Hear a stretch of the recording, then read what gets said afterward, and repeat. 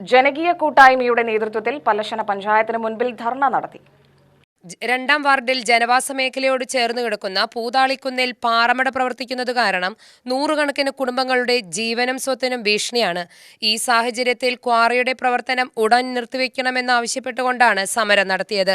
പാറമടയുടെ പ്രവർത്തനം കാരണം കൃഷിനാശം, കുടിവെള്ളത്തിന് ക്ഷാമം നേരിടൽ എന്നിവ പരിഹരിക്കാൻ പാറമടയുടെ പ്രവർത്തനം ഉടൻ നിർത്തിവെക്കണമെന്നതാണ് നാട്ടുകാരുടെ പ്രധാന ആവശ്യം.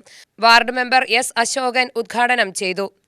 അനധികൃതമായിട്ട് നിയമാനുസൃതം അല്ലാതെയാണ് ഈ പറയുന്ന ദീപം കോറി പ്രവർത്തിക്കുന്നത്. പരിസ്ഥിതി ക്ലിയറൻസ് സർട്ടിഫിക്കറ്റ് തിരുവനന്തപുരത്ത് നിന്ന് നൽകിയിട്ടുണ്ട്. ഒരുപാട് നിബന്ധനകൾ അതിൽ വെച്ചിട്ടുണ്ട്. അതിൽ ആദ്യത്തെ നിബന്ധന എന്താണെന്ന് അറിയോ? രാവിലെ വൈകുന്നേരം 6 മണി മുതൽ അടുത്ത ദിവസം 7 മണി വരെ കോറി പ്രവർത്തിക്കാൻ പാടില്ല.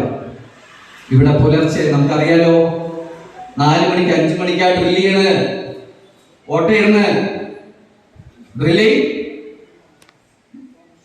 പുലർച്ചെ 4 മണിക്ക് ഡ്രില്ല് ചെയ്യണോ? 1 മണിക്കൊക്കെ 1-1:15 പൊട്ടിക്കുക. അളവിൽ കവിഞ്ഞ വീര്യമുള്ള വെടിമരുന്നുകൾ ഉപയോഗിച്ച്